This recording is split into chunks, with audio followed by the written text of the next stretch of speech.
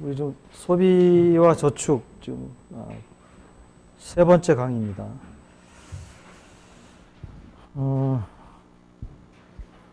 지난 시간에 우리가 그 합리적인 소비자의 소비와 저축 의사결정, 이것은 이제 보기 위해서 합리적 소비자는 소비하고 저축을 소비하고 저축의 선택의 문제는 결국은 기간 간 선택의 문제라고 하는 것을 우리가 이해를 했고, 이 기간 간 선택을 우리가 이제 모형화시키려면 이제 여러 기간에 걸쳐서 소비를 선택하는 소비자를 우리가 이제 모형으로 설정을 해야 되겠지만은, 우리가 지난 시간에 가장 간단한 모형으로, 여러 기간은 조금 이제 더 복잡하니까 두 기간을 봤습니다. 그리고 이제 두 기간을 우리가 한 이유는 뭐 간단하고 그림으로 이걸 나타낼 수 있고, 이제 이것이 이제 여러 기간으로 가게 되면은 그림으로 처리를 할 수가 없죠, 그죠? 그래서 그런 장점을 가지고 이제 우리가 두 기간을 이해를 하고, 그걸 이해를 하면은 이제 다기간은 그걸 좀 연장시키면 되거든요. 우리는 뭐 다기간 연장시키는 것까지는 뭐 하진 않겠지만은 두 기간에서 배운 것이 어떻게 이제 다기간으로 해석이 될 수 있는지는 우리가 좀 볼 겁니다.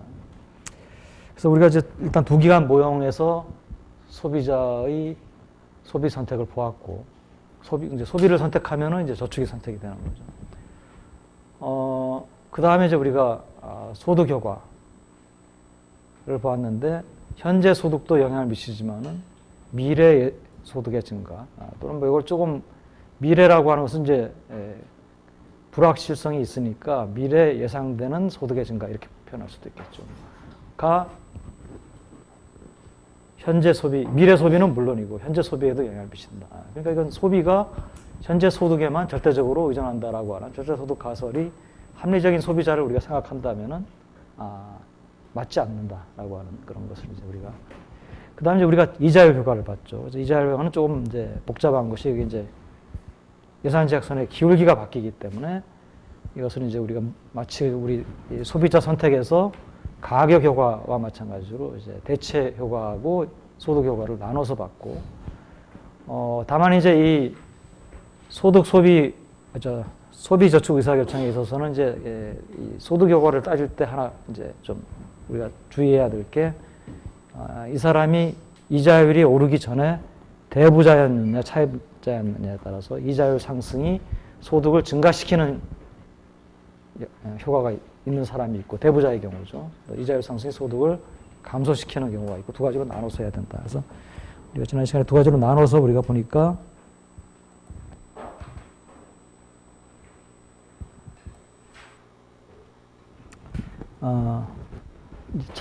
현재 소득에 미치는, 현재 저축만 나왔네.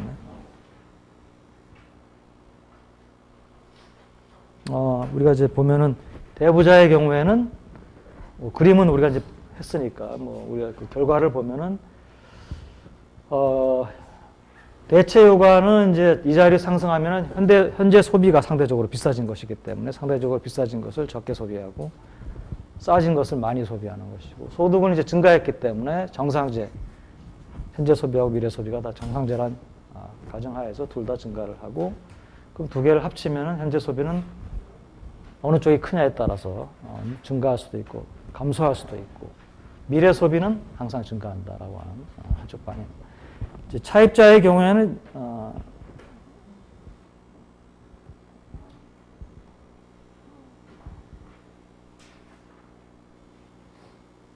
그러니까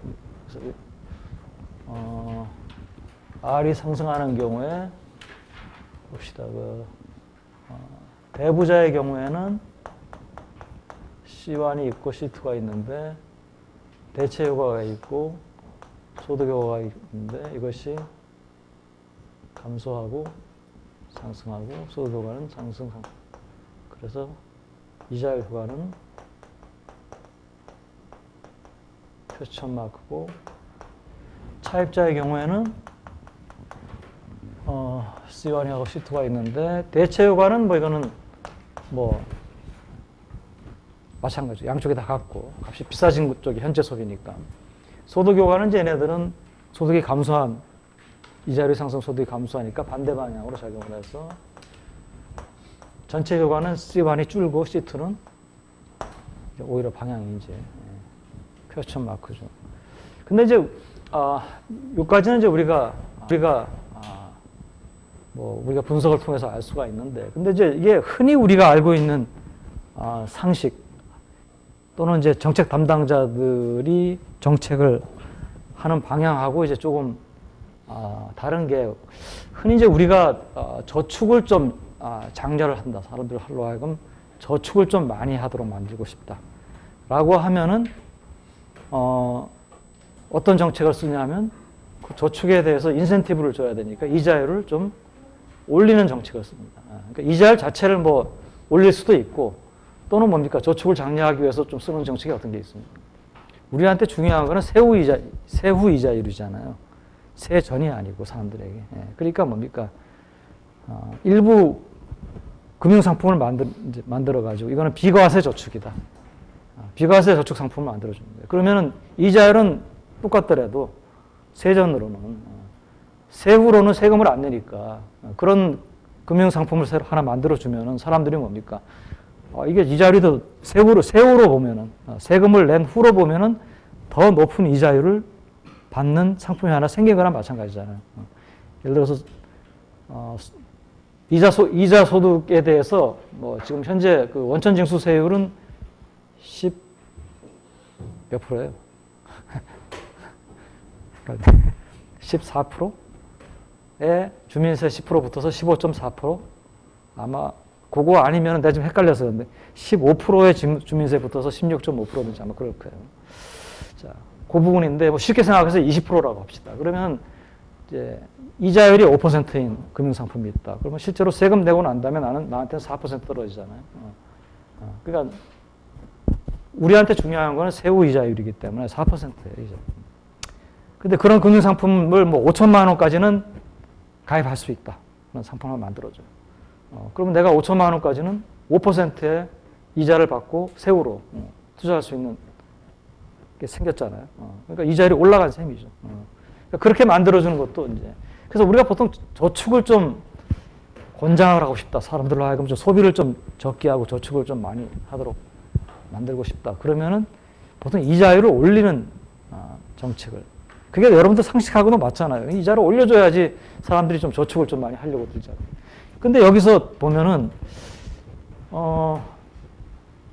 이게 이제 우리가 Y1이 주어져 있는 상태에서는, S1에 대한 효과는, S1에 대한 효과, 여기다 이렇게 적을게요. S1에 대한 효과는 C1에 대한 효과하고 반대 방향이죠. 그러니까 요거 퀘스천 마크면은, 이렇게 해서 S1에 대한 효과도 퀘스천 마크입니다. 이자율이 올라. 차입자의 경우에는 S1에 대한 효과가 증가를 해요. 그래서, 그렇지만 우리가 뭐 대부자하고 차입자하고 뭐 누가 얼마만큼 더 효과가 크냐에 따라서는 여전히 퀘스천 마크가 될 수 있거든요.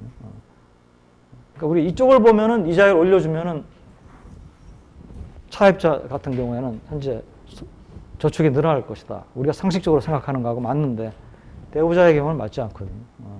근데 요 문제는 우리가 어떻게 리컨사일을 할 수가 있냐, 어떻게 좀 해석을 해볼 수 있냐 하면은, 우리는 이때까지 대부자만 따로 보고 차입자만 따로 봤잖아요. 근데 경제 전체에는 대부자하고 차입자가 섞여 있겠죠. 그러니까 뭐 대부자가 있길래 차입자가 있는 거 아니에요, 그죠? 그러니까 섞여 있을 수밖에 없어요. 그러면 물론 이제 이게 누가 주로 대부자하고 누가 주로 차입자냐는 조금 이제 생각을 해봐야 되는 게, 뭐 예를 들어서 가계 부문 전체로 보면은 되게 대부자인 경우가 많고요. 기업이나 정부 부문은 차입자인 경우가 많습니다. 그죠? 왜냐하면 우리 정부 보통 국채 발행해서 차입하고, 또 기업들도 뭡니까? 뭐 주식이나 뿐만 아니고 채권 발행에, 은행에서 돈 꾸는 거 전부 다 이게 차입이잖아요. 근데, 여러분들이 이 정부나 기업을 볼 때, 특히 기업 같은 경우에는 기업은 사실 누가 소유하고 있냐면 가계 부분이 소유하고 있습니다. 그러니까 가계 부분이 합리적이라면 소비자들이 기업의 차입은 나의 차입이에요. 삼성전자가 뭐 예를 들어서 얼마 차입을 했다 그러면 내가 삼성전자 주식을 0.01% 갖고 있다. 0.01% 굉장히 작은 것 같지만은 굉장히 큰 돈입니다. 그것만 갖고 있다라고 하면은 삼성전자 예를 들어서 1조 원을 차입을 했다 그러면 거기에 0.01%면 얼마죠? 한 1억 원 정도죠. 그럼 내가 한 1억 원 정도 차입을 한 거나 마찬가지. 어떻게 보면. 그러니까 내가 가지고 있는 주식의 가치가 그만큼 이제 줄어드는지 그런 거죠.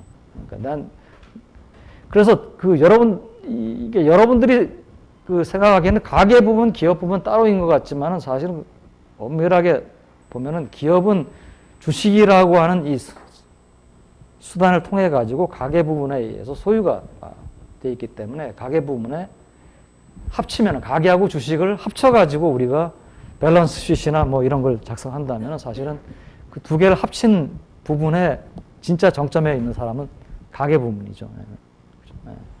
그게 이제 자본주의 경제 아닙니까? 가계가 사람들이 소유를 하고 있으니까 기업이 가지고 있는 자본도 소유하고 하여튼 뭐 그런데 그래서 우리가 그래도 정부가 남는다. 근데 정부도 이제 우리가 나중에 재정을 배우면은 리카디안 이퀴벌런스라는 게 있습니다. 그래서 또 사람들이 합리적이라면은 정부의 부채도 나의 부채라고 사람들이 생각을 해야 된다라고 하는 그런 이제 이론이 있어요. 나중에 우리가 좀 배우면은. 그래서 우리가 그것을 리카디안 이퀴벌런스를 믿는 사람도 있고 그 성립 안 된다고 생각하는 사람도 있어요. 그 현실에 있어서. 근데 그건 다 떠나서 우리는 여기서는 그냥 경제 전체의 소비자의 절반 정도는 대부자고 절반 정도는 차입자라고 간단하게 생각을 해봅시다. 그러면 이제 어떻게 우리가 볼 수 있냐면은 지금 우리 S1의 경우에는 이제 이렇게 되겠죠. 대체 효과는 C1하고 반대고 소득 효과는 C1하고 반대고 이것도 이제 이렇게 왜냐하면 이거하고 이거 합한 게 Y1으로 일정하기 때문에 반대 방향으로 나타납니다. 그죠? 그건 이해할 수 있겠죠.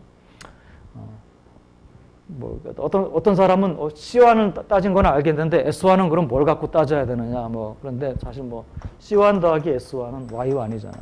그러니까 이게 만약에 바뀌지 않는다면 그러니까 우리가 이자율 효과를 볼 때는 Y1은 주어져 있다고 봤잖아요. 이게 주어져 있다면 이쪽이 늘어나면 이쪽은 당연히 감소하는 거 아니겠어요. 그죠?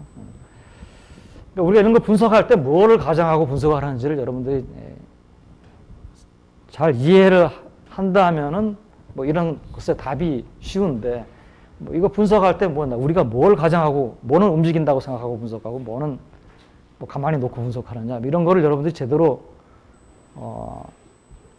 이해를 안 하고 보면은 이거 왜 나왔지? 이건 뭘 갖고 이걸 분석해야 되는지 이런 답이 나오고 다른 질문이 나올 수 있겠죠. 자, 그러면 이제 우리가 하는 건 뭐냐면은 이렇게 보는 거예요. 전체 가계. 그러면 전체 가계는 대부자 절반은 대부자고 절반은 차입자니까 전체 가계의 대체 효과는 어떻게 되겠습니까? 대부자의 대체 효과하고 차입자의 대체 효과를 더하면 되겠죠. 그러니까 전체 가계가 10,000명이라면 5,000명의 대체 효과하고 C1에 대한 그러니까 소비에 대한 영향이라면 C1에 대한 대체 효과 더하기 5,000명의 C1에 대한 대체 효과를 더하면 되겠죠. 그죠? 자, 그러면은 우선 대체 효과를 보면은 그러니까 우리는 이제 여러분들 C1도 보고 S1도 봐도 되는데 방향이 반대니까 어차피 C1만 보면은 대체 효과는 둘을 더해 같은 방향이기 때문에 둘을 더해도 똑같습니다. 그죠? 이건 S1은 당연히 반대로 나오겠죠. 자, 소득 효과는 어떻게 되느냐? C1하고 차입자하고 대부자가 서로 방향이 반대인데 얘네들하고 규모가 비슷하다라고 하면은 요거하고 요게 서로 뭡니까? 상쇄가 된다고 볼 수가 있겠죠. 정확하게 상쇄가 안 되더라도 아무래도 뭡니까? 이 두 개가 이 대체 효과는 대부자 차입자 더하면 서로 더해지는 거고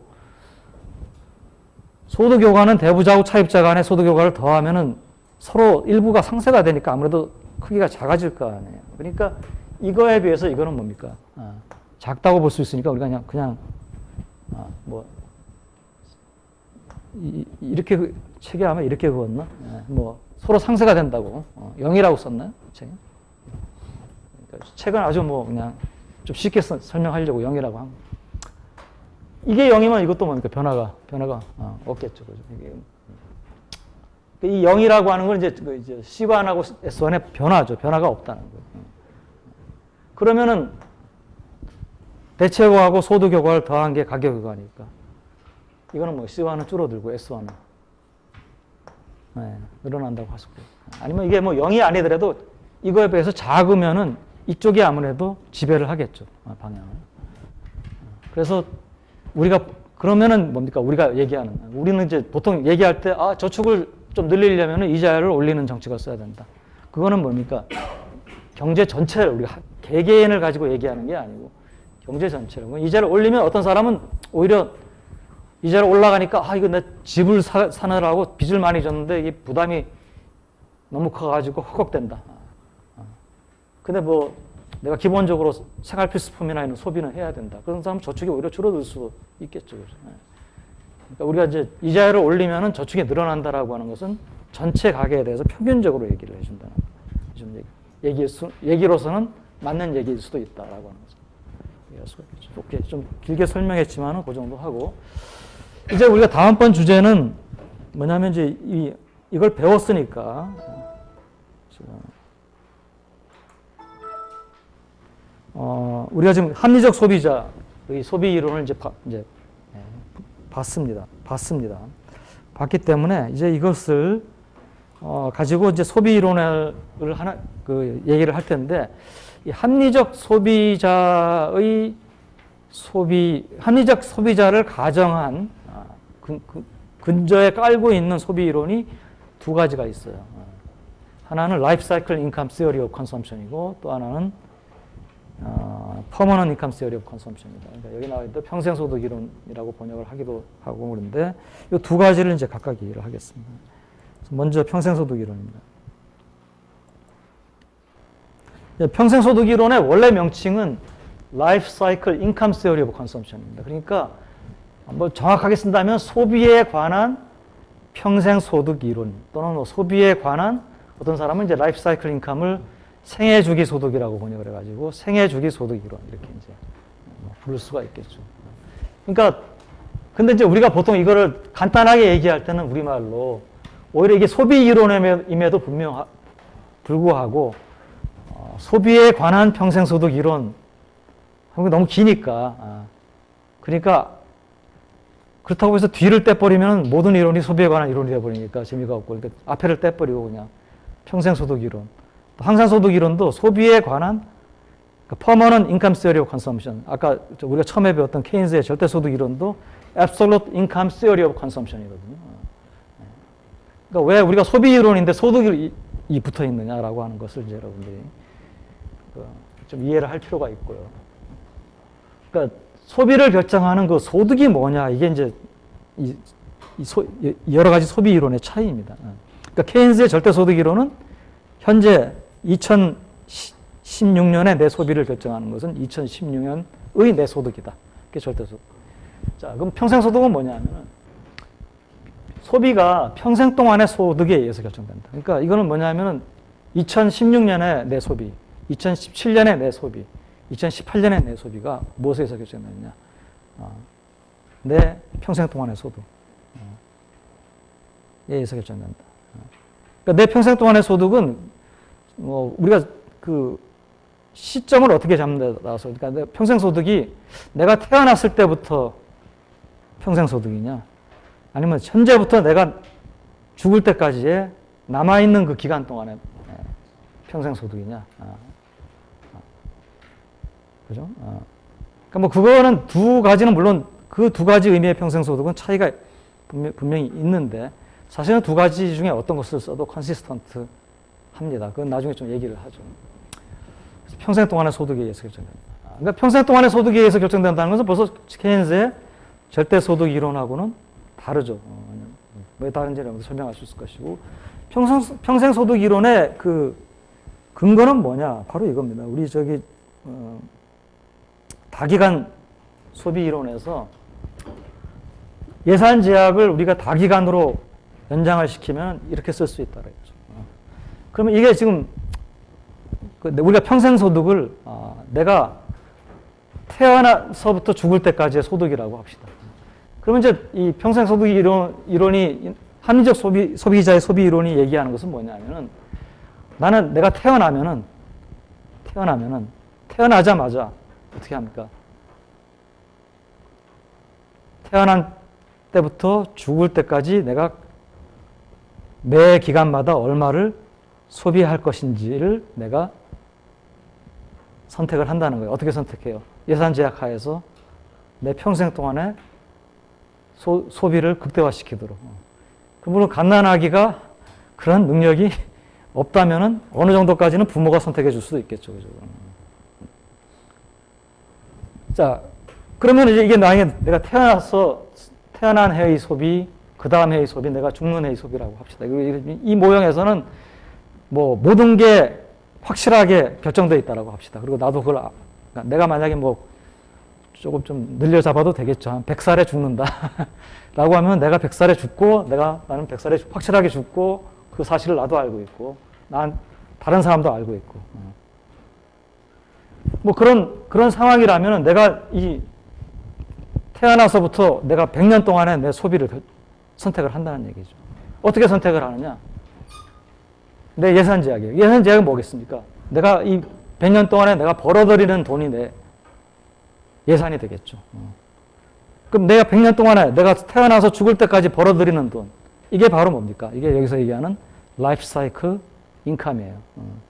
또는 뭐 우리가 생애 주기 소득이라고도 번역할 수 있고 평생 동안의 소득, 평생 소득이라고 번역할 수도 있고. 그러니까 이 평생 소득 이론은 우리가 이때까지 배웠던 합리적 소비자의 소비 이론하고 컨시스턴트하죠. 바로 합리적 소비자의 소비 이론인데 다만 이제 이거를 우리가 평생 소득이라고 부르는 것 뿐이에요. 평생 소득. 자, 만약에 내가 태어나서 이 예산 제약 하에서 내 소비를 다 선택했다 그래요. 다 선택을 했습니다. 그러면 이제 내가 20살이 돼가지고 20살이 돼서도 또 이런 선택을 또 해볼 수 있을 거 아니에요. 그러면 20살이 돼서 내가 한 소비 선택이 내가 태어나서 이렇게 평생을 계획했던 거하고 다를 수도 있고 20살에 와서 다시 계산해도 같을 수도 있습니다. 어떤 경우에 달라질 수가 있겠습니까? 프레퍼런스는 뭐 내가 태어났을 때나 지금이나 전혀 달라지지 않았다고. 이자율도 달라지지 않았다고. 이런 경우가 있을 수 있죠. 내가 태어나서는 내 재주가 뭐 이 정도밖에 안 되니까 내가 평균적으로 벌어들일 수 있는 돈이 1년 동안에 한 3천만 원이다. 그걸 예상해가지고 내가 이제 계획을 세웠어요. 어릴 때는 부모가 줄 수도 있고.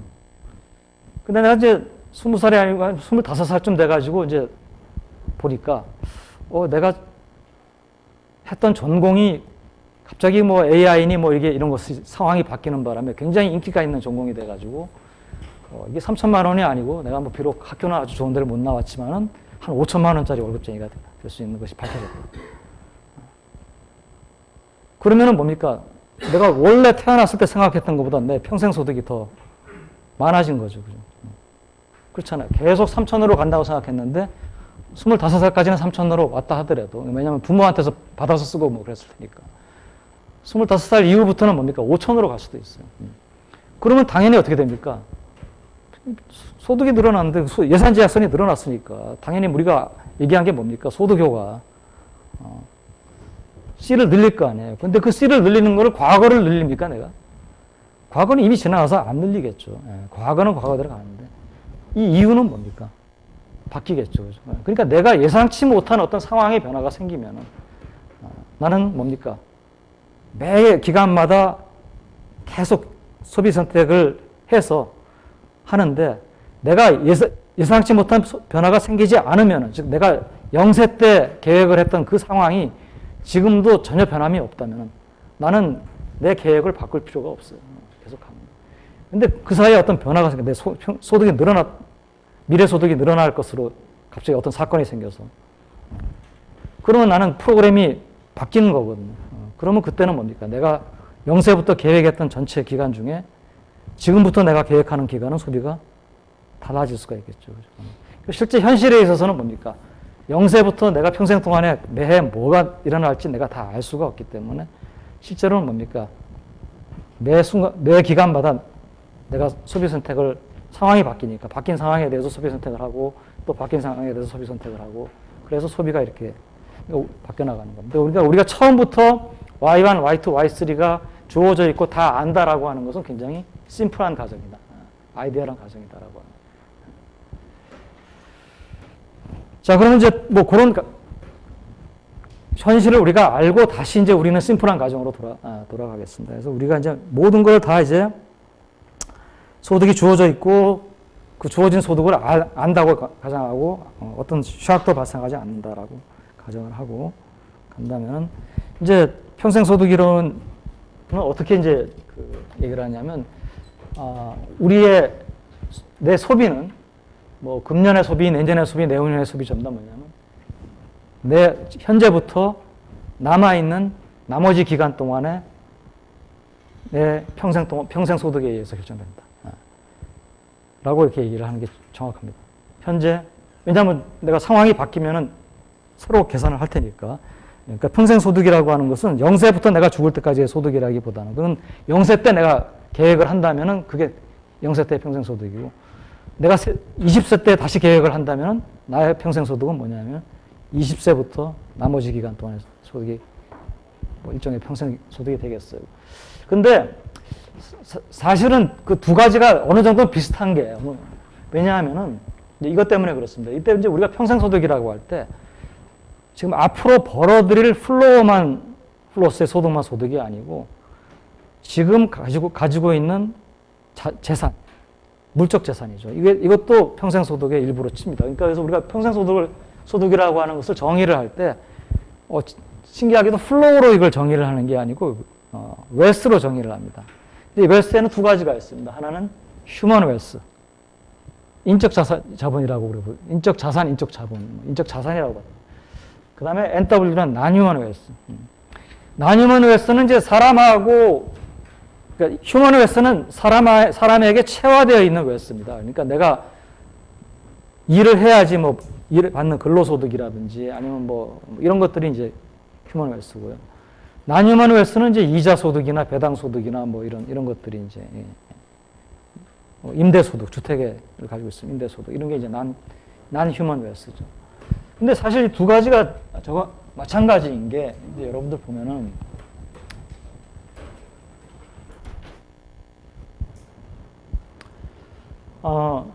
이렇게 봅시다. 우리가 평생 동안의 소득이 이제 Y1 더하기 1 플러스 R분의 Y2 더하기 1 플러스 R의 뭐 T의 YT라고 한번 생각해 봅시다. 이거 T-1이 되겠죠. 그죠? 생각해 봅시다. 근데 요 소득에는 두 가지가 있어요. 하나는 뭐냐면은 일을 해서 벌어들이는 소득. 근로소득이라고 합시다. Y1. 그 다음에 또 하나는 뭡니까? 아까 얘기했던 임대료라든지 또는 뭐 이자라든지 배당이라든지 이건 일을 한 게 아니고 내가 재산을 갖고 있는 데 따라서 발생하는 소득이 있겠죠. 그죠? 이건 뭐 YN1이라고 이렇게 부르겠습니다. 이건 그러니까 일을 해서 벌어들이는 소득, 이거는 이제 재산으로부터 벌어들이는 소득. 그러면 이제 여기를 전부 다 YL1 더하기 YN1 이렇게 바꿔놓을 수가 있겠죠. YL2 더하기 YN2 YL3 더하기 YN3 T. 그러면 여기 이제 이 평생 동안의 소득이 두 부분으로 나눠지는데 첫 번째 부분은 YL1 더하기 1 플러스 R분의 YL2 2 플러스 R에 T-1의 YL T. 조금 더 이것을 엄격하게 정의를 하자면은,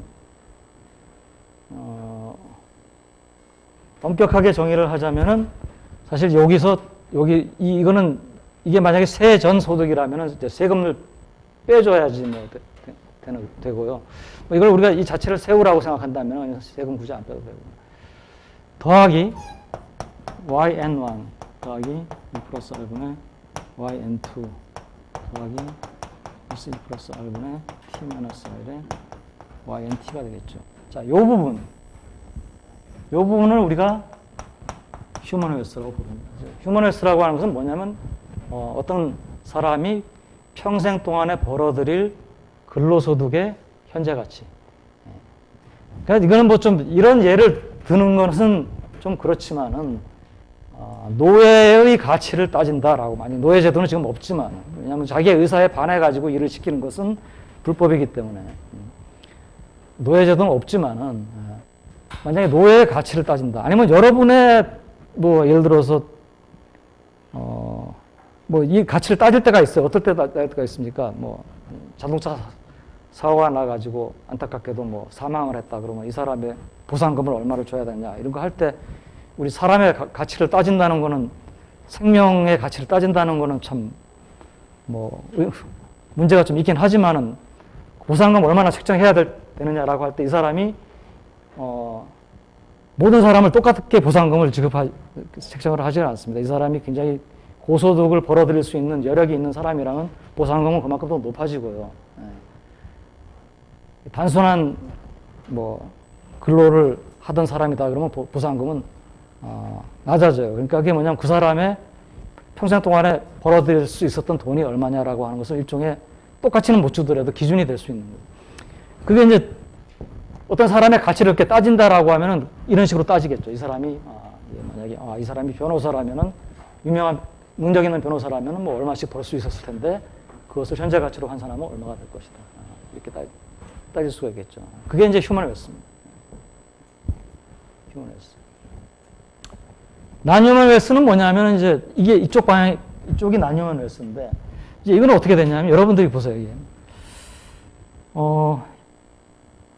여러분들이 만약에 이게 난휴먼 웨스는 이제 가지고 있는 재산으로부터 발생하는 소득이니까 근데 그 재산으로부터 발생하는 수익률을 대표하는 게 여기서는 R입니다.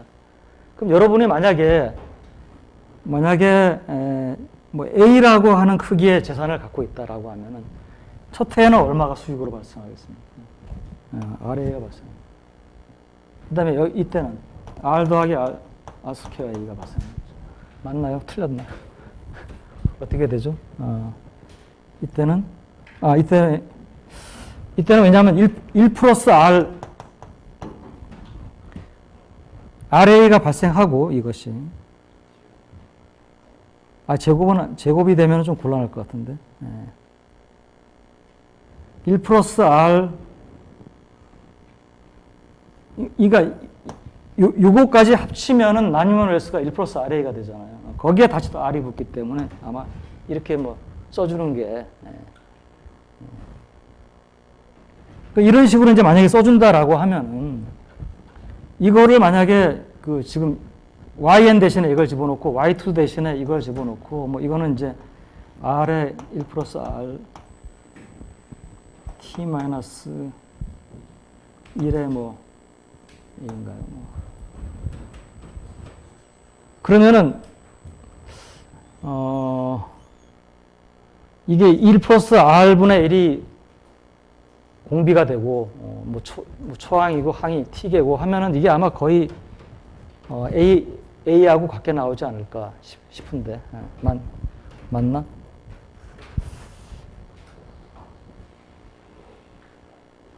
이게 무한등비급수면은 A가 분명히 나올 거고요. 근데 이게 좀 유한이면은 내가 좀 계산을 안 해봤습니다.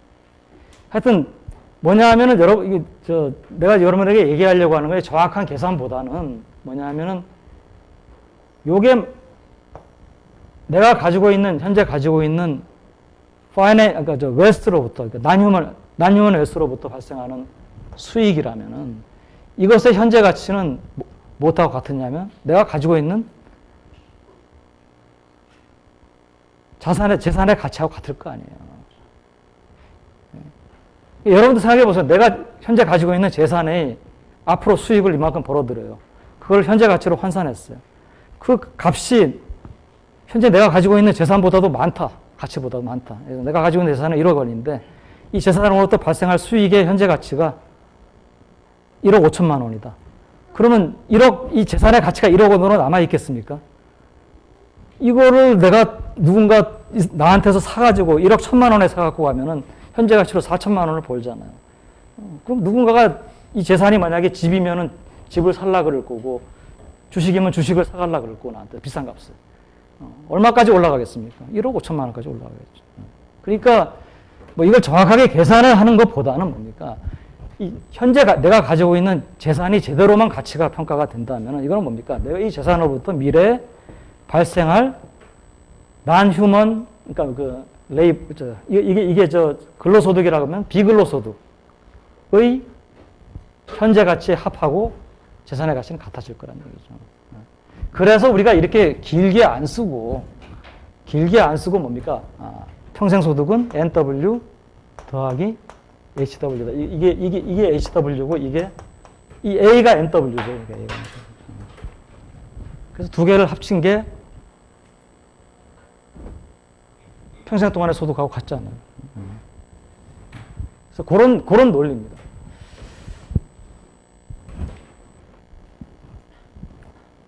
우리가 평생소득의 이 왜 휴먼 웨스하고 난휴먼 웨스를 합친 거하고 같으냐라고 하는 그거를 이제 우리가 좀 이해를 할 필요가 있고요.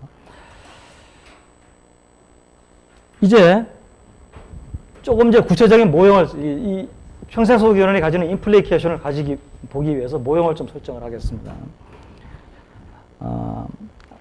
아까 얘기한 대로 평생 동안의 소득은 NW 더하기 YW 하고 같고요. NW는 그냥 놔두고 이 YW는 아니죠. 휴먼 웨스 HW와 같고 휴먼 웨스는 이렇게 우리가 쓸 수 있죠. YL1 더하기 1 플러스 R분의 YL2 더하기 이제 이렇게 해서 1 플러스 R에 T 마이너스 1분의 YLT 이렇게 이제 쓰도록 하겠습니다. 자, 이제 우리가 이와 같은 상황을, 모형을 좀 단순화하기 위해서 이와 같은 상황을 현재 시점이 T 시점이에요. 내 나이가 이제 이 T는 이제 이 소비 계획을 세우는 사람의 나이를 가지고 생각합시다. 물론 이 전에 이 사람은 0세 때 태어났겠죠. 이건 좀 잊어버리고 현재 시점이 T 시점이라고 합시다. 0세 때 태어난 사람의 이게 어떻게 되는지를 나중에 다시 한번 보도록 하죠. 자, 이 사람은 T 시점에 이미 NW, T를 가지고 있을 거예요. 왜냐하면 이 사람은 이 T세 이전에도 이와 같은 소비 저축 활동을 했기 때문에 그 소비 저축 활동이 쌓인 것이 뭡니까? 이 사람이 가지고 있는 non-human wealth죠. 그죠? 이 사람이 만약에 0세 때 태어나서부터 T세 사이에 벌어들이는 소득보다도 계속 소비를 적게 했다면 이 사람은 뭡니까? 저축을 계속 했을 거고 그 저축이 쌓이면은 뭡니까? 이 사람이 가지고 있는 재산이 되잖아요. 근데 그 재산은 non-human wealth예요. financial wealth예요.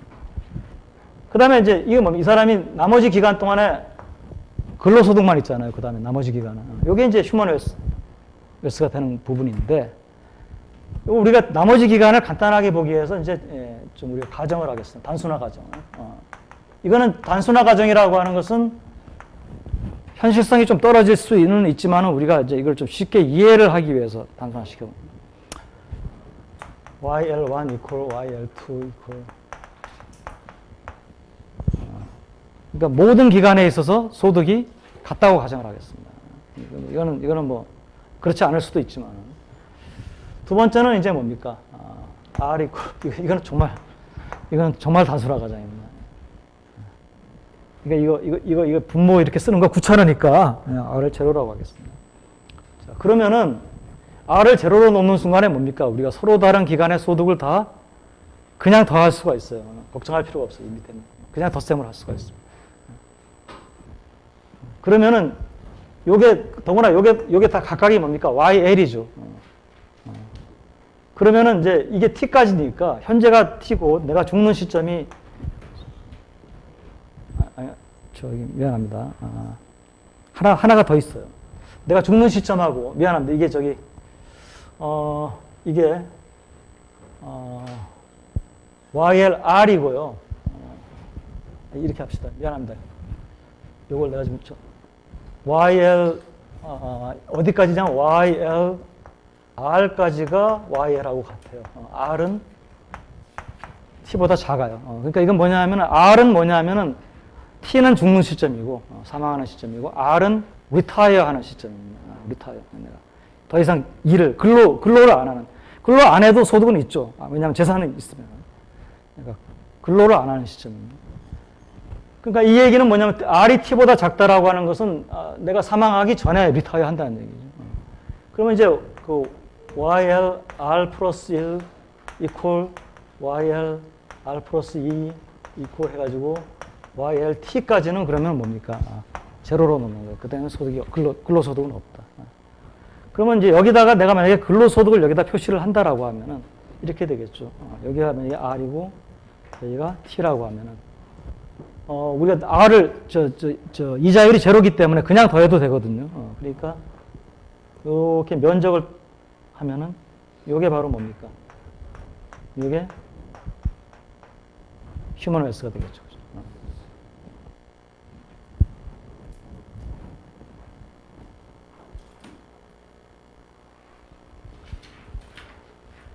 그럼 요 가정하에서는 W는 NW 더하기 YL의 R-T가 되겠습니다. 그렇죠? 그러면 이게 바로 뭡니까? 즉 현재 T세인 사람의 평생소득입니다. 그럼 요걸 이 사람은 뭡니까? 평생 동안의 소비에다가 이제 나머지 기간 동안의 소비인데 T세부터 뭐 R까지만 돈을 번다고 해가지고 이때까지만 소비하고 그때 그 이유는 굶자 뭐 이렇게는 안 되겠죠, 그죠? 아무리 내가 소득이 적어도 소비는 어느 정도 해야 되잖아요, 그죠? 그게 소비의 특성이라 그랬죠. 그러니까 이때까지 소비를 하는데 가장 우리가 아이디어하게는 뭐냐면 우리 단순한 또 가정을 또 하겠습니다. 소비. 이게 이게 미안합니다. Y 완서부터가 아니고 YT T 플러스 1이죠, 그죠? CT T 플러스 1. 모든 기간 동안의 소비를 이 사람은 똑같이 결정을 한다. 라고 합시다. 근데 컨섬션 스무딩이라고 하는 것은, 그러니까 우리가 소득은 이렇게 좀 들쑥날쑥 하더라도 소비는 어느 정도 평탄하게 하려고 하는 습성이 사람한테 있다 그랬잖아요. 근데 소비를 스무드 한다는 것은 사실은 똑같이 하는 것도 스무드 시키는 거지만은 약간씩 늘려나가거나 약간씩 줄여나가는 것도 그것도 스무드한 겁니다, 사실은. 이것도 우리가 소비를 평탄하게 만든다라고 표현할 수가 있습니다. 소득의 변화에 비해서는 적으니까, 소비의 변화가. 근데 우리가 이걸 어차피 단순화 시키는 거니까, 그러니까 소비를 좀 우리가 변화를 단순화 시키려면 각게 놓는 게 가장 평탄한 거예요. 그래서 그렇게 다 단순화 가정을 했습니다. 그렇게 해로운 단순화 가정은 아니에요. 왜냐하면 우리가 보통 사망할 시점까지는 되게 일 안 하고 그 전에 리타이어 많이 하잖아요. 물론 이제 이게 소득이 다 똑같다, 소비가 다 똑같다 이렇게 가정한 것은 좀 지나친 가정일지 모르겠지만, 그 다음에 뭡니까? 우리가 소비가 평화화된 게 이제 이거에 따르면은 소득은 이렇게 가다가 갑자기 이렇게 변했잖아요. 물론 이건 근로소득이지만, 근데 소비는 뭡니까? 어느 정도 이렇게 같게 가잖아요. 그렇죠. 그래서 요게 이제 요 면적이 전체 평생 동안의 소비입니다. 그러면 이 사람은 어떻게 할 거냐? 이 사람의 예산 제약은 C 곱하기 T-T 기간 중에 소비의 합이 NW 현재 가지고 있는 non-human waste 더하기 YL의 R-T 이게 이 사람의 이 가정하에서 이 사람의 평생 동안의 예산 제약이고, 뭐 이 사람은 사실 남기고 죽지는 않을 거기 때문에 우리가 실제로는 이제 이 조건을 충족시키도록 소비가 선택이 되겠죠. 이걸 풀면은 C는 T-T분의 1NW 더하기 T-T분의 R-T. 이거는 이제 스몰 t는 r이나 t보다 작기 때문에 다 양수입니다. 앞에 거는. YL. 뭐 이런 식으로 이제 우리가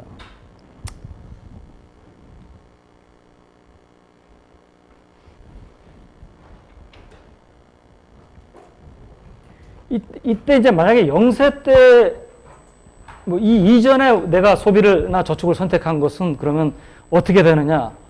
라고 여러분들이 이제 내가 만약에 여러분에게 질문을 한다면 이제 답을 할 수가 있겠죠. 그 T세 이전에 과거의 소비하고 저축의 의사결정의 결과는 다 어디에 반영이 됩니까? NW가 다 그거를. 과거에 내가 계속 소득보다도 소비를 적게 해온 사람이라면 NW가 상당히 큰 값을 가질 것이고, 내가 과거에 계속 소비를 소득보다 많이 한 사람이라면 NW는 빚을 지고 있을 테니까 마이너스의 값을 가지고 있다. 그러니까 NW는 웰스라고 우리가 불렀지만 웰스가 네거티브면 그건 빚이죠. 그죠? 부채죠. 그렇잖아요. 채권이 자산이라고 하는 것은 자산의 이면은 뭐냐면은 그게 금융자산이라면 특히 이게 내가 채권자라면 반드시 그 뒤에는 채무자가 있잖아요. 그러니까 이게 나한테는 5천만 원어치의 자산이라면은 저 사람한테는 5천만 원어치의 부채가 되는 거잖아요. 그러니까 물론 자산 중에는 그렇지 않은 자산도 있어요. 그 자산 자체가 값어치를 가지고 있는 금이라든지 뭐 이런 것도 있지만, 그래서 이게 네거티브의 값을 가진다라고 하면은 빚이 내 재산보다 많은 거죠. 난 그러니까 빚을 진 사람이죠. 그죠? 빚이 많은 사람.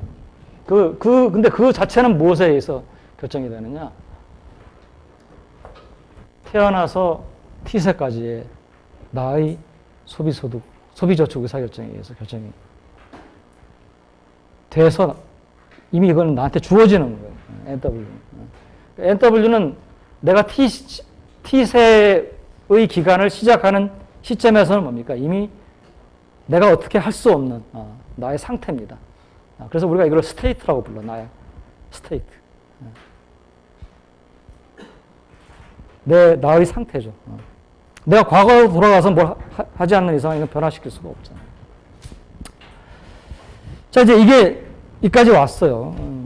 이거를 우리가 이제 한 걸음 더 나가서 여기서 쓴 대로 이제 요거를 알파라고 놓고 이걸 베타라고 놓으면은 이제 이 식이 우리에게 가르쳐 주는 건 뭡니까? 특히 우리에게 가르쳐 주는 건 뭐냐면은 어떤 사람의 소비는 그 사람의 근로소득이죠, 특히. 에만 의존하는 게 아니고 그 사람이 가지고 있는 재산에 의존한다. 라고 하는 거예요. 이거 곱하기지. 잘못 썼네. 그렇네.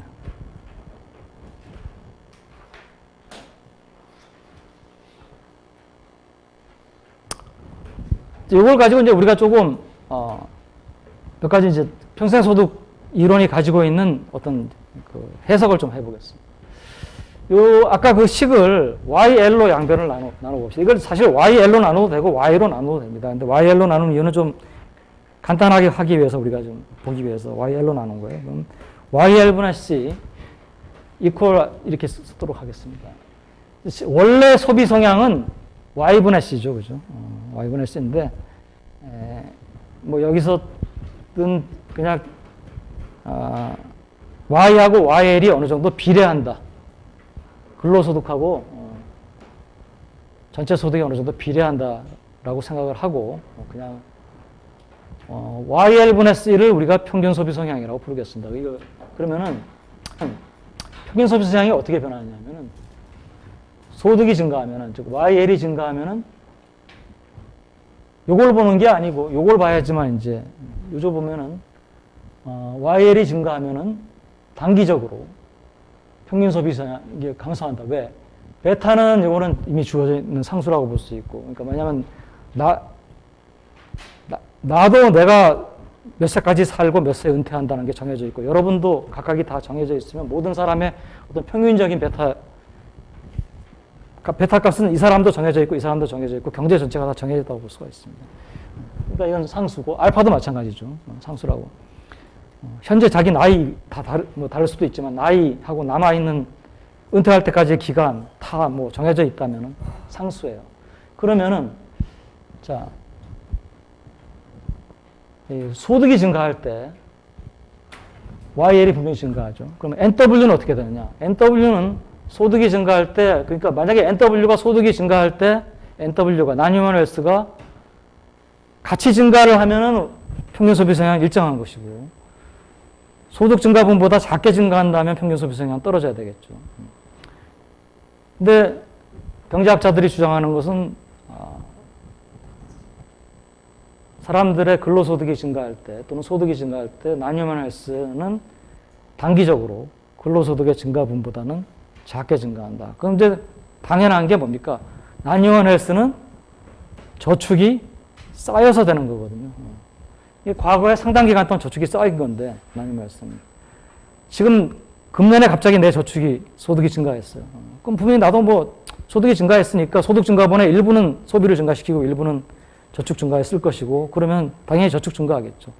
근데 지금 현재 내가 가지고 있는 non-human wealth는 내가 과거에 한 20년 동안 저축에 의해서 만드는 거고 갑자기 금년에 소득이 한 해 증가했어요. 그러면 저축 증가시켜서 non-human wealth 증가하겠지만 그 non-human wealth의 증가폭이 소득의 증가폭보다 클 수는 없겠죠.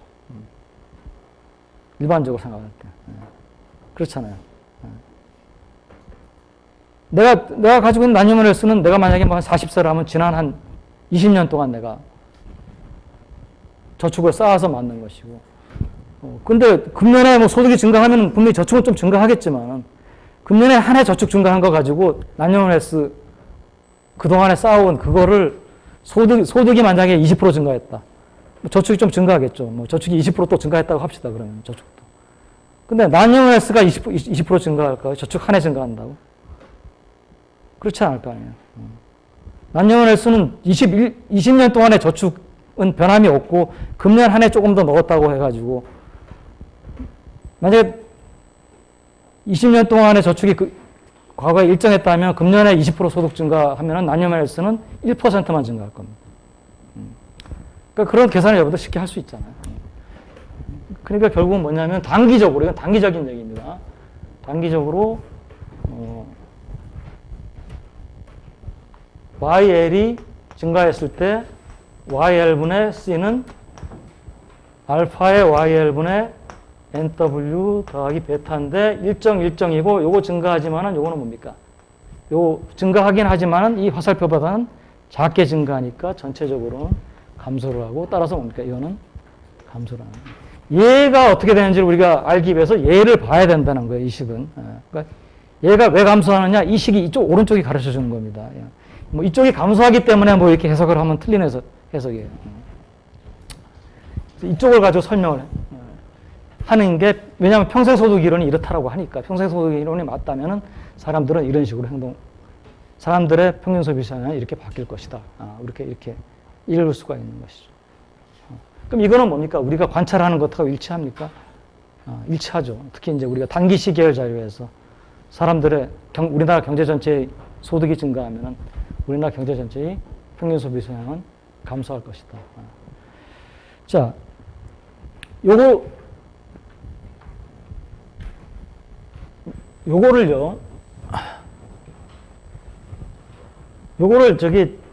어떤 한 사람의 저거라고 봅시다. 뭐냐면은,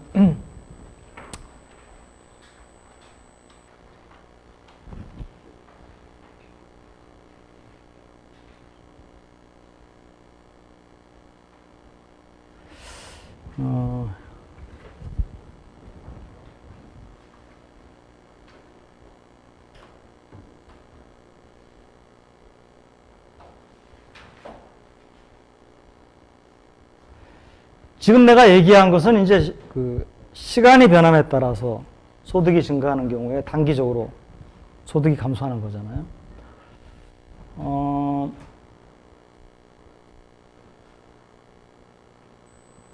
지금 방금 내가 얘기한 것이 우리가 소비에 관해서 우리가 네 가지 테스트를 할 수가 있다고 했습니다. 원래 얘기했던 세 가지 테스트. 횡단면 자료, 단기 시계열 자료, 장기 시계열 자료. 그리고 마지막으로 이제 하나 더 했던 게 2차 세계대전 이후의 소비붐. 그 네 가지를 얘기를 했는데. 요거는 지금 방금 얘기한 논리가 단기 시계열 자료에서 나타나는 특성을 평생소득 이론이 설명할 수 있다는 거예요. 그럼 장기 시계열 자료.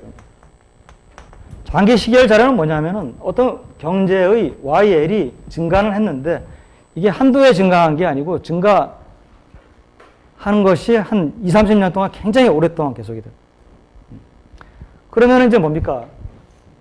이 YL이 증가하면 당연히 사람들은 C도 증가시키고 S도 증가시키죠. S도 증가됩니다. 근데 S 증가가 한 해만 증가하는 게 아니고 이것이 뭡니까? 30년, 20, 30년 동안 계속 S가 증가한 수준으로 남아있다라고 하면 그게 쌓이면 어떻게 됐습니까?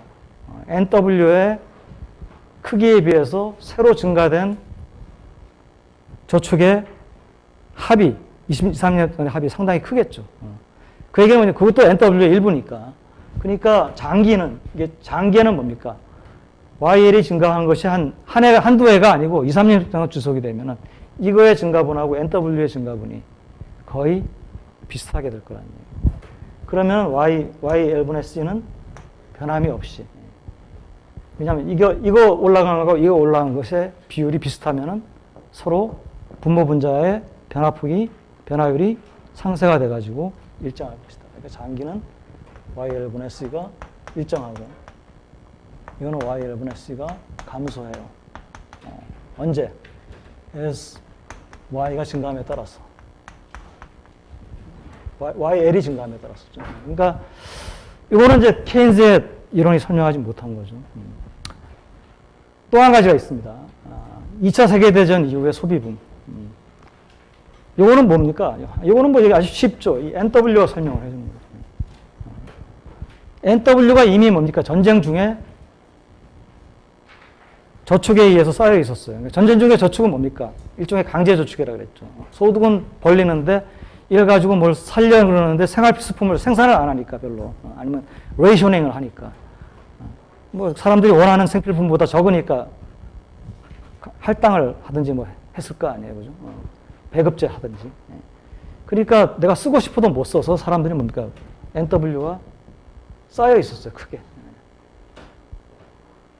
YL은 2차 세계대전 이후에 뭐 특별히 늘어날 이유가 없지만 NW가 워낙에 크게 쌓여 있었는데 그게 뭡니까? 2차 세계대전 후에 이제는 뭡니까? 더 이상 전쟁을 할 필요가 없으니까 군수품 생산할 필요 없이 생필품 생산해가지고 가게들 살 수 있게 하니까 가게들이 뭡니까? 그걸 소비에 쓴 거죠. 그러니까 그전에는 NW가 같이 2차 세계대전이 끝나기 전이나 후나 NW는 이미 커져 있었는데 이걸 가지고 소비를 못했던 것이고 전쟁 중에는. 전후에는 뭡니까? 소비가 가능해지니까 당연히 가능한 소비를 한 것이고 그러니까 그 얘기는 뭐냐면 NW가 소비에 영향을 미칠 수 있다. 자산이. 절대 소득뿐만 아니고 재산, 다른 요인도 있다. 라고 하는 것을 설명을 하는 것이고. 마지막이 있습니다. 마지막이. 횡단면 자료. 이게 어려워요. 이 연습 문제에 다음번 책 뒤에 연습 문제도 있고 다음번 이제 여러분들 나눠줄 연습 문제 이거 설명해 보라고 하는 게 있는데요. 이 부분이 좀 이제 우리가 횡단면 자료를 설명하려면 이걸 이해를 해야 됩니다. 우리가 이제 이 평생소득 이론이라고 했는데 이걸 생애주기 소득 이론이라도 한 이유가 뭐냐 하면은 실제로 우리가 여기 명사라고 이걸 이게 죽는다고 합시다. 그러면은 여기에다가 Y를 우리가 뭐 YL이죠. 사실 어떻게 보면 Y 표시를 한다라고 하면 이게 어떤 모양을 가지냐. 아까 우리가 가정한 것처럼 이런 모양이 아니고 어쩌면 이제 뭐 예를 들어서 이게 뭐 N이라고 이게 이제 일을 시작할 시점이다 그러면 이 전에는 거의 뭐 근로소득이 없고 이때부터 근로소득이 있는데 이런 식의 모양을 가지죠. 그래서 이제 이게 만약에 뭐 이렇게 내려와 가지고 뭐 이게 리타이어먼트다. 그럼 리타이어먼트 이후에는 또 근로소득이 없고. 뭐 소득은 이제 이런 식으로 이제. 그러니까 이거를 뭡니까? 우리가 뭐 유소년기, 청년기, 장년기, 노년기. 그러면 이게 뭡니까? 이게 라이프 사이클이잖아요. 유소년, 청년, 장년, 우리가 그렇게 거쳐가잖아요. 거쳐가면서 뭡니까? 소득의 패턴이 이제 이렇게, 뭐 항상 이렇지는 않겠지만, 아무래도 처음에 일 시작한 사람들은 급여가 작고, 연공서열제라면 이제 숙련도가 높아지거나 아니면 그냥 뭐 단지 좀 오래 있었다는 것만으로 그냥 급여가 올라갔다가, 그러다가 이제 나이가 들면 급여가 좀 떨어지다가 이제 은퇴하면 급여가 이제 없어지는, 이런 식의 이제 패턴이 소득의 패턴이다. 이걸 우리가 라이프 사이클 패턴이라고 부를 수가 있겠죠. 생애 주기에 따라서 패턴이 이렇다. 그러니까 이것처럼 뭡니까? 소득은 생애 주기에 따라서 상당히 큰 변화를 거칠 수가 있다. 근데 소비는 어떻습니까? 소비는 사람들이 소득에 이렇게 변한다고 해가지고, 아이, 뭐, 돈도 못 버는데, 뭐, 굶지. 이렇게 안 된다는 얘기죠. 그러니까. 그러면 어떻게 됩니까? 뭐, 만약에 소득이 이렇더라도 소비는 사람들이 어떻게 하고 싶어 하냐면은, 극단적으로 얘기하면 소비를 완전히 평탄화시킨다면 소비는 이런 식으로 이제. 아니면 아까 얘기한 대로 약간 이렇게 줄어들거나 약간 늘어나거나. 이게 우리가 얘기하는 소비의 컨섬션의 스무딩이라고 하는 거예요. 사람들은 그런 습성들이 다 있어요.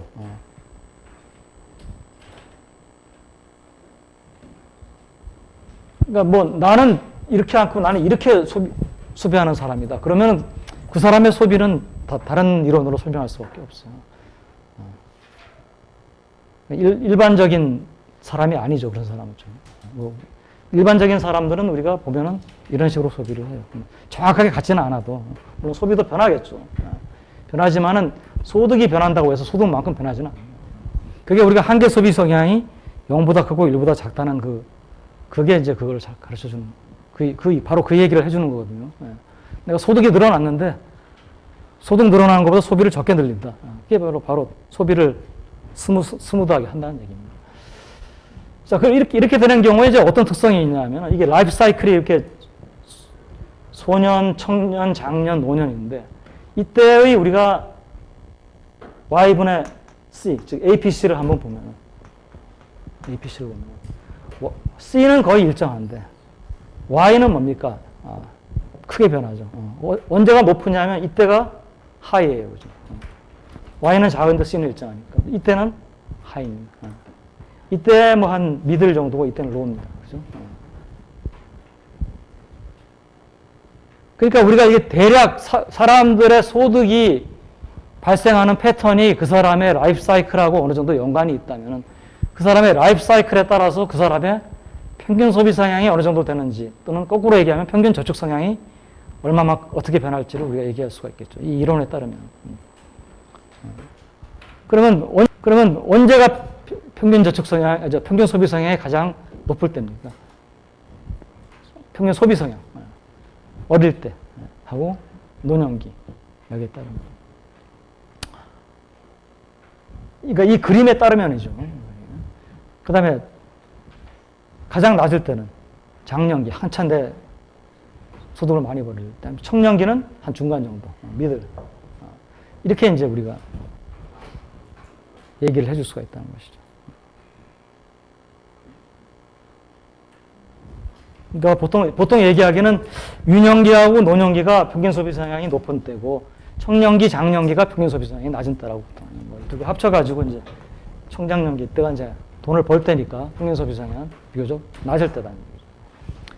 자, 이걸 가지고 횡단면 자료를 이제 우리가 얘기를 할 텐데, 이거 좀 여러분들 이 부분은 조금 처음에 딱 안 들어올 수도 있어요. 자, 횡단면 자료라는 게 뭐냐 하면은 지금 금년에 여러분들의 소득 소비를 다 내가 조사를 하는 거예요. 그러면 이제 뭡니까? 우리가 고소득자의 Y가 높을수록, 고소득자일수록 Y분의 C가 낮을 거란 얘기잖아요. 그럼 그걸 우리가 횡단면 자료를 가지고 그런 얘기를 할 때 어떤 식으로 하는지를 잘 이해를 해야 됩니다. 우리가 만약에 여기에 뭐 100명의 Y하고 C의 자료를 조사했어요. 그 다음에 뭡니까? 여러분들은 이제 소득에 따라서 낮은 사람으로부터 높은 사람으로 이렇게 이제 줄을 세우겠죠. 그러면은 우리가 횡단면 자료에서 Y가 높아질 때 Y분의 C가 평균 소비상이 떨어진다라고 하는 게 요 사람하고 요 사람 Y가 조금 높아지면 이 사람이 반드시 이 사람보다 APC가 낮고 요 사람은 또 바로 옆에 있는 사람보다 반드시 APC가 낮고 그럴 수는 없어요. 왜냐하면 소비에 영향을 미치는 게 소득 말고도 다른 요인들이 있을 수 있기 때문에. 그러니까 이것이 얘기하는 건 뭐냐면 이게 뭐 100명이, 우리가 100명만 조사하지 않고 보통 뭐 한 10,000명, 10만 명 이렇게 조사하잖아요. 그러면 이 사람들을 한 10개 그룹으로 이렇게 나눕니다. 10개 그룹. 그러니까 내가 10,000명을 조사했다 그러면은 가장 소득이 낮은 1,000명, 그 다음 1,000명, 그 다음 1,000명. 그러면 자, 이 사람 각각의 Y분의 C가 값이 있겠죠. 그죠? 그거에 그룹 평균을 냅니다. 첫 번째 그룹의 평균을 우리가 1이라고 하고, 두 번째 그룹의 평균을 2라고 하고, 이거는 여기에 속하는 사람들의 개개인의 Y분의 C의 평균이에요.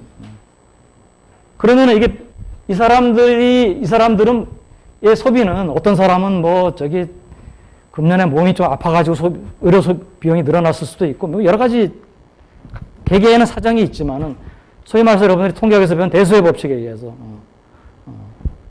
여기에도 아픈 사람이 있고 여기도 아픈 사람이 있고 여기도 아팠던 사람이 있고 서로 이제 그런 요인들을 어느 정도 상쇄시키고 우리가 뭡니까?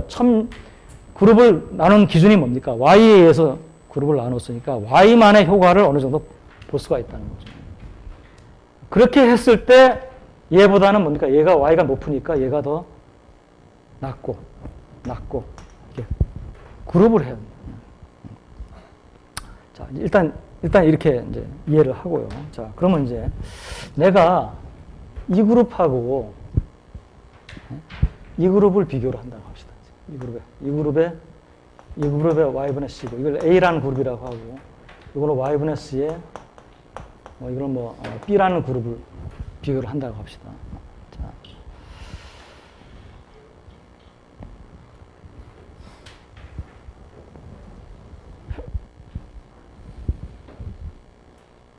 우리가 이제 여기서 얘기하려고 하는 게 뭐냐면,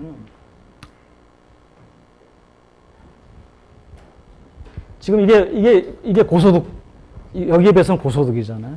근데 여기에 속한 사람들이 여기에 속하게 된 이유가, 사정들이 여러 가지 있을 수 있다는 거죠.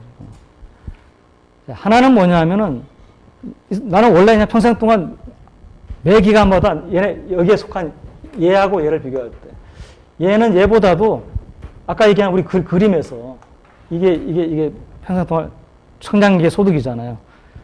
얘는 소득의 프로필이 이렇고, 프로필이라고 보통 영어로 부르는. 얘는 소득의 프로필이 이렇다고 합시다. 패턴은 비슷한데 절대적으로 얘는 또 변호사 변호사고 이거는 맥도날드에서 일하는 최저임금 받는 사람이라고 하죠. 이렇다.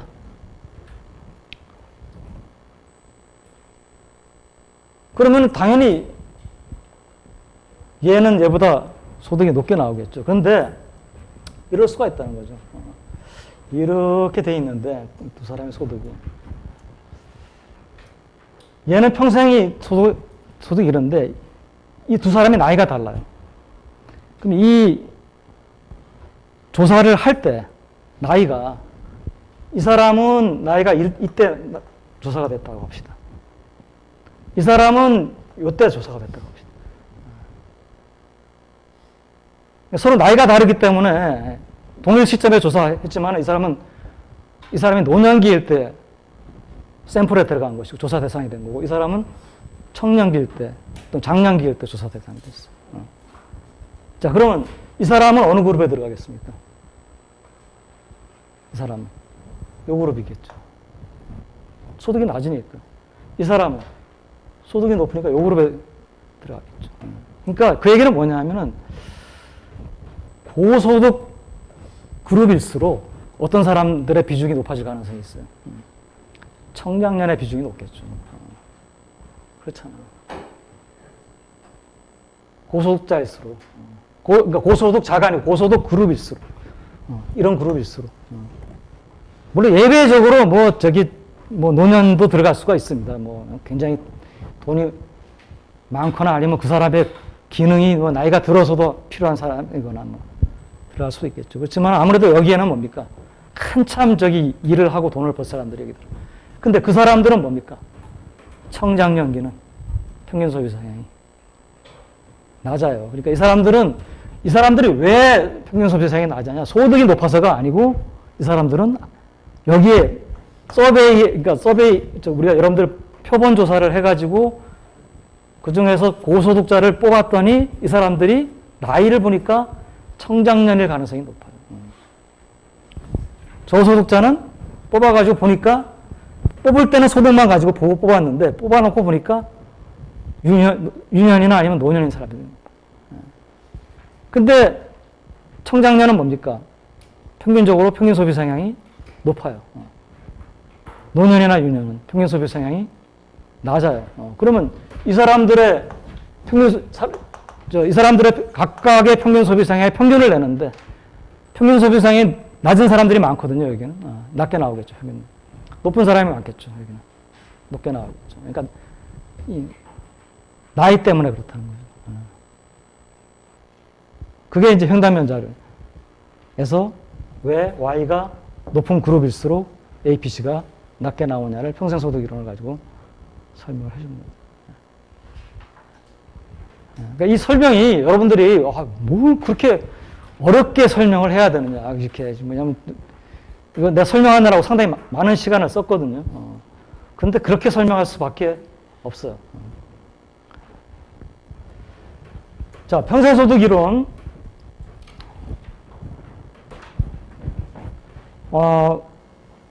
여러 가지 이 평생소득 이론은 응용이 될 수가 있는데, 여기 지금 우리가 안 나와 있네요. 이 평생소득 이론은, 항상소득 이론은 둘 다, 바로 답의 항상소득 이론 다음 시간에 배우겠지만, 합리적 소비자, 그러니까, 평생 동안의 예산 제약을 지키는 사람의 소비예요. 그러니까. 근데 그 두 가지가 서로 거의 비슷하다는 걸 다음 시간에 설명을 해줄 겁니다. 그런데 차이가 있어요. 차이가 그냥 두 개가 강조하는 측면이 다릅니다. 평생소득 이론은 뭐냐면은 사람들의 라이프 사이클마다, 즉 청년이냐 장년이냐 노년이냐 이 라이프 사이클마다 소득의 패턴이 달라진다라고 하는 것을, 발생의 패턴이 달라진다는 것을 강조합니다. 그래서 이 이론을 가지고 우리가 이제 뭐 분석을 한다라고 할 때 어떤 데 유용하냐 하면은, 자, 예를 들어서 정부가 국민연금 제도를 도입을 한다. 이때까지 국민연금 제도가 없었는데 이제 정부가 국민연금 제도를 도입을 해가지고 뭐 젊을 때 얼마씩 받았다가 나이가 들면 얼마씩 주겠다. 얼마씩 걷었다가 얼마씩 주겠다. 그러면 이 제도의 변화가 사람들의 소비에 어떤 영향을 미치겠느냐. 아니면은 뭐 예를 들어서 정부가 재정 적자 어떤 복지 정책이나 이런 걸 하기 위해서 재정 적자를 내야 되는데 이 재정 적자를 내기 위해서 현재 근로를 하고 있는 젊은 사람들한테서 돈을 걷어가지고 재정 적자에 재원을 쓰면은 어떻게 되냐. 아니면 뭐 어떤 노령자들의 어떤 의료 혜택을 주기 위해서 젊은 사람들로부터 돈을 걷어가지고 주면 어떻게 되냐. 뭐 pay as you go, 미국의 소셜 시큐리티 텍스 같은 그런 제도가 나으냐, 뭐 그런 제도를 쓰면 사람들의 소비는 어떻게 영향을 받을 것이냐. 뭐 이런 것들을, 그러니까 결국 뭐냐면 인구의 연령 구조하고 관련된 어떤 문제, 소비 문제나 또는 소비는 결국 이제 빚이나 저축이나 또는 부채의 문제로 연관이 되기 때문에 그런 문제를 우리가 질문을 던질 때는 평생소득 이론을 가지고 분석하는 것이 편리하다 이거죠. 그러니까 좋은 툴이라고 하는 거. 그거 정도만 여러분들이 그 하고 아마 저기 우리가 뭐 연금 제도하고 관련해 가지고 아주 간단한 엑서사이즈가 다음번 뭐 호목도 나갈 거고 책 뒤에 연습 문제도 있으니까 아마 여러분들 그런 걸 하면서 감을 잡을 수가 있습니다.